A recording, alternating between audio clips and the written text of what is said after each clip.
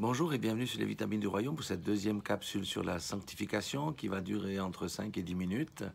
C'est un sujet important, c'est pour ça qu'il faut prendre un peu le temps. Nous avons vu que la sanctification est quelque chose qui est exigé par notre Dieu dans l'Ancien Testament comme dans le Nouveau, sauf que les moyens pour y parvenir ne sont pas les mêmes. Dans l'Ancien Testament, c'était par la loi, mais nous savons que la loi a été un échec. Dans le Nouveau Testament, c'est par l'Esprit.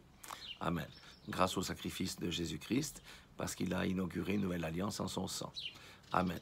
Et nous allons voir maintenant qu'il y a trois objectifs à la sanctification, trois sortes de sanctification avec trois sortes d'objectifs. Alors, il y a deux qui nous concernent et un qui concerne Dieu. Le premier, je vais prendre deux versets, c'est dans Exode 31, 13, où c'est Dieu qui s'adresse à Moïse, qui lui dit « Parle aux enfants d'Israël et dis-leur, vous ne manquerez pas d'observer mes sabbats, car ça sera entre moi et vous et parmi vos descendants un signe auquel on connaîtra que je suis l'Éternel qui vous sanctifie. » Amen. C'était une des manières de sanctifier Israël, c'était d'avoir promulgué le sabbat. Dans ce sens-là, sanctifier, ça veut dire mis à part. Amen. Israël était une nation à part et il n'y avait aucune nation dans le monde qui pratiquait le sabbat. C'est pour ça qu'elle se distinguait aux yeux des autres nations. Amen. Alléluia. C'est ainsi. Donc le Seigneur met à part et distingue celui ou celle qu'il va mettre à part. Et dans l'Ancien Testament, il avait donné aux Juifs le sabbat comme signe entre eux et lui. Amen. Mais ça, c'était dans l'Ancienne Alliance. Dans la Nouvelle Alliance, Hébreux 13, 12 nous donne quelque chose d'intéressant. Il dit, c'est pour ça que cela que Jésus aussi, afin de sanctifier le peuple, par son propre sang, a souffert hors de la porte. Amen. Le salut est d'abord venu aux Juifs, mais ensuite il a été transmis aux gentils. Et nous, aujourd'hui, nous pouvons dire que nous sommes sanctifiés par le sang de Jésus-Christ. Ça veut dire que c'est une sanctification de position. L'homme n'a rien à faire. C'est Dieu qui fait. C'est une sanctification de position. Et l'objectif, c'est de mettre à part. C'est ça que Dieu a fait dans l'Ancien Testament. Il a mis à part Israël. Il a mis à part le jour du sabbat. Et il nous met à part dans la nouvelle alliance en son sang. Amen. Alléluia. Ça, c'est l'objectif numéro 1, qui est le fait de Dieu. L'objectif numéro 2 nous concerne parce que il est dit dans Matthieu 6, 9, c'est la sanctification, on va dire, en faveur de Dieu ou pour Dieu. Matthieu 6, 9 déclare, voici donc comment vous devez prier. Notre Père qui es aux cieux, que ton nom soit sanctifié. Qu'est-ce que ça veut dire que ton nom soit sanctifié? Ça veut dire que ton nom soit honoré, que ton nom soit respecté, que ton nom soit reconnu. Amen. Alléluia.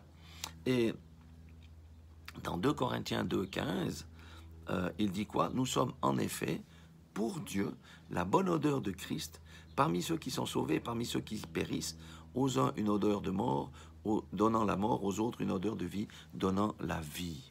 Amen. Alors, l'objectif numéro 2 ici, si nous prenons ces deux versets, c'est quoi? C'est honorer et respecter Dieu. Nous le sanctifions par le respect et l'obéissance à la parole, le témoignage personnel et bien entendu notre comportement quotidien qui donne une bonne odeur ou une mauvaise odeur selon la catégorie des gens qui sont touchés. Et ça, vous voyez, c'est montrer l'amour pour Dieu, ce genre de sanctification. Maintenant, il y a aussi un autre élément dans honorer Dieu et respecter Dieu. Eh bien, ce sont les actions de grâce. Amen. Alléluia. Dans l'Ancien Testament, quand les gens recevaient des bénédictions, qu'est-ce qu'ils faisaient? Ils faisaient de multiples actions de grâce par des sacrifices ou des offrandes, etc. Mais dans le Nouveau Testament, c'est la même chose. Ce sont les actions de grâce. Lorsque Dieu se manifeste dans notre vie, on témoigne. C'est ça. Chaque fois qu'on témoigne, on fait une action de grâce. Eh bien, on n'est aussi pas pingre avec notre argent. C'est aussi une action de grâce. On reconnaît un bienfait de Dieu et on honore Dieu. Lorsqu'on honore la veuve, lorsqu'on honore l'orphelin, lorsqu'on honore le pauvre et l'indigent, eh bien, sachez que nous sanctifions le nom de Dieu et nous appliquons Matthieu 6, 9, que ton nom soit sanctifié, honoré, reconnu de tous. Amen. Parce que lorsqu'on fait de telles choses, nous aurons Dieu par notre comportement, mais en plus, celui qui reçoit la bénédiction, il va glorifier Dieu et Dieu sera honoré. Donc, c'est le comportement. Un autre exemple pratique, c'est David, quand il était face aux Philistins, il a défendu le nom du Seigneur face aux Philistins et il est allé au combat. Ça, c'est aussi honorer Dieu, c'est sanctifier le nom de Dieu. Amen. Nous avons un troisième objectif. Vous savez que Lévitique 19.2 est comment dire ça, un verset extraordinaire. Mais quand on le lit, on se dit, mais comment c'est possible? Lévitique 19.2, il dit toujours, c'est Moïse qui dit, parle à l'assemblée des enfants d'Israël, et là tu leur diras, soyez saints car je suis saint, moi, l'Éternel, votre Dieu. Ah, Dieu requiert la sainteté. Franchement, c'est quand même assez extraordinaire. Mais seul Dieu est véritablement saint. Comment un homme peut être saint? Ben oui, un homme est saint. Déjà, quand il est mis à part, il est saint, mais ça ne suffit pas. Et c'est là qu'entre en jeu la sanctification. Un homme, la sanctification selon Dieu, c'est quoi? C'est mourir à soi-même. C'est se dépouiller du vieil homme. C'est crucifier sa chair. C'est renoncer au péché. C'est se séparer du monde. C'est marcher dans l'amour, dans la vérité, dans la droiture, dans la justice. C'est ça la sainteté selon Dieu pour l'homme. Amen. Et Dieu nous demande de le faire. Dans l'Ancien Testament, il a dit « Soyez saints quand je suis saint ». Vous pensez que ça a changé avec le Nouveau Testament?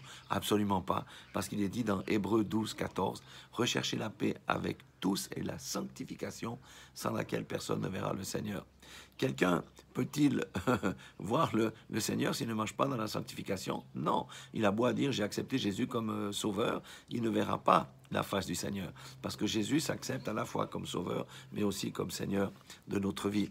Du reste, Jean 9, 31 nous donne, c'est un verset assez extraordinaire, qui dit que nous savons du reste que Dieu n'exauce pas les pécheurs. Quelqu'un qui ne marche pas dans la sanctification, qui marche d'une manière contraire à la parole de Dieu, ou qui reste dans un péché que la Bible condamne, eh bien, comment ses prières vont-elles exaucer? Elles ne pourront pas être exaucées, à moins qu'il ne se repente, qu'il abandonne sa voie, et qu'il revienne à Dieu. C'est ça la sanctification. Alléluia. C'est pas un mot terrible, un ensemble de règles. Non, c'est pas du perfectionnisme ou du légalisme. Ce sont des choses simples.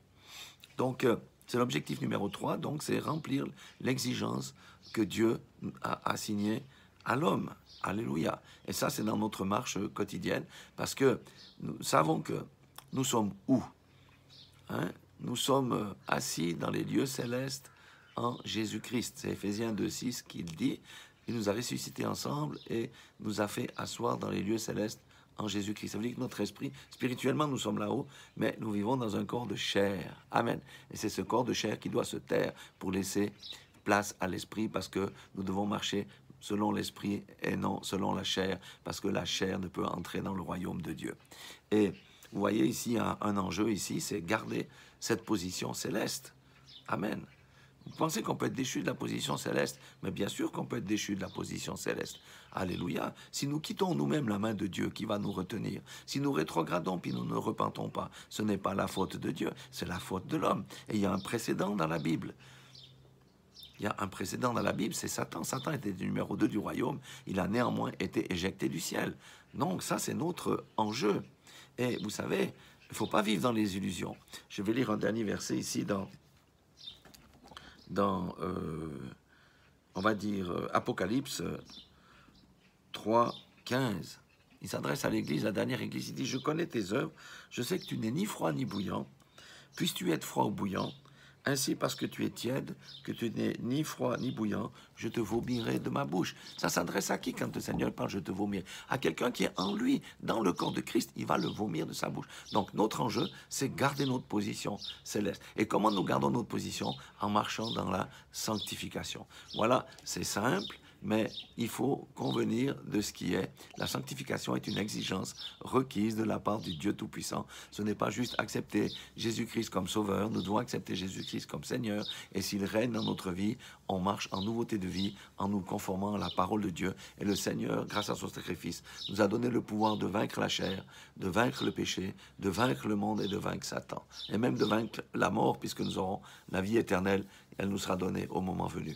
Voilà, soyez tous bénis dans le nom puissant de Jésus-Christ.